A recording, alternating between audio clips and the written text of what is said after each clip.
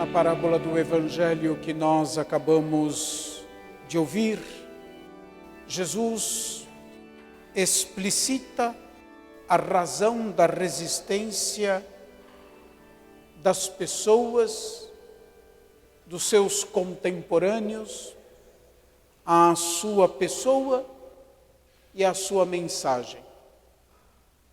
E a razão desta rejeição é porque os seus contemporâneos não escutam de verdade a lei e os profetas, isto é, a Sagrada Escritura.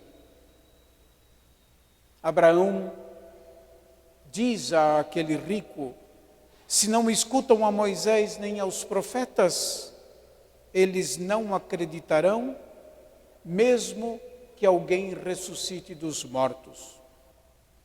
O fechamento à escuta da palavra de Deus leva à indiferença diante do sofrimento dos nossos semelhantes.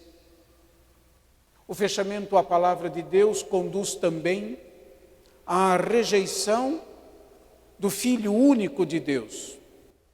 Diante do fechamento, que é causado pela incredulidade, pela falta de fé, nenhum sinal, mesmo o da ressurreição, é capaz de conduzir a pessoa à fé. O Evangelho não tem qualquer pretensão de nos atemorizar, falando da outra vida ou da vida após a morte. Mas o Evangelho, isto sim, como boa notícia, visa nos alertar que a nossa vida terrestre, a vida que nós vivemos, é onde nós temos a oportunidade de mudar essa vida e de conformar a nossa vida à vontade de Deus, pela escuta e meditação da Sagrada Escritura. Na eternidade, nenhuma mudança é possível. Por isso, Abraão dirá àquele rico: ninguém pode passar daí para cá. Não há mudança possível na eternidade. O lugar da mudança é a nossa existência, a nossa vida concreta de cada dia. O rico compreende que é a obediência à lei o meio de entrar no reino de Deus. Por isso ele pede que Lázaro seja enviado aos irmãos dele para alertá-los. Mas Abraão insiste que ele já tem os meios, como nós temos, Moisés e os profetas, isto é, a Sagrada Escritura. Se eles rejeitam este meio, se eles rejeitam de escutar Deus através de sua palavra, rejeitarão também Lázaro ressuscitado dos mortos, que é aqui a imagem do próprio Cristo ressuscitado dos mortos. O risco dos contemporâneos de Jesus, que continua sendo o nosso risco, é viver a vida como se Deus não existisse e como se o Senhor não nos tivesse dado o mandamento do amor ao próximo. O risco é viver a vida no esquecimento de que Deus existe e de que Deus está presente no nosso meio. A riqueza, efetivamente, pode cegar. Ela pode cegar e pode levar, e a indiferença diante do sofrimento do outro revela o abandono do mandamento de Deus para além das aparências.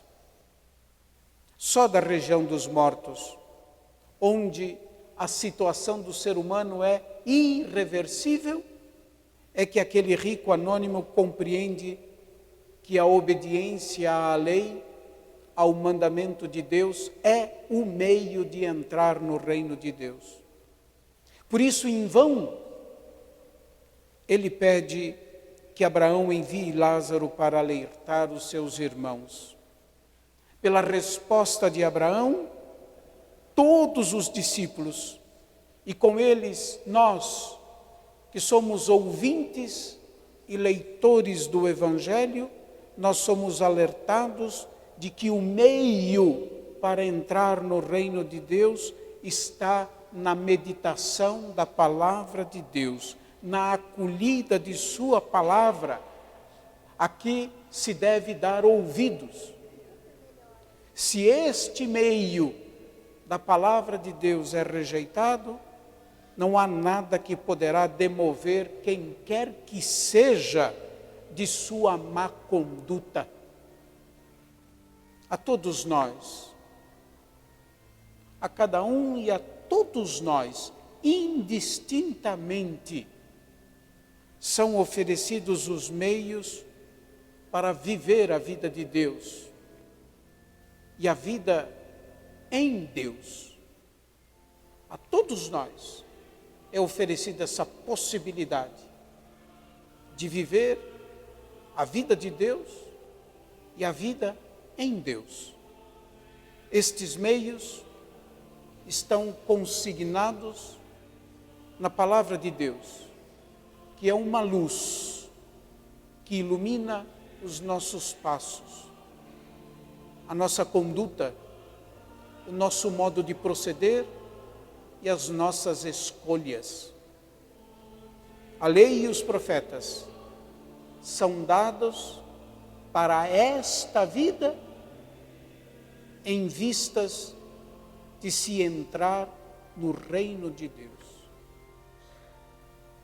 Nós ouvimos no livro do profeta Jeremias: bendito o homem que confia no Senhor e cuja esperança é o Senhor. No salmo que nós cantávamos, nós também ouvimos: feliz é todo aquele que encontra seu prazer na lei de Deus e a medita dia e noite. Meus irmãos e minhas irmãs, peçamos ao Senhor que o itinerário desta quaresma, que nos prepara para a Páscoa de Cristo, nos alcance como graça uma confiança sempre maior em Deus e a abertura do ouvido para que Deus possa falar, ser ouvido e ser acolhido por nós.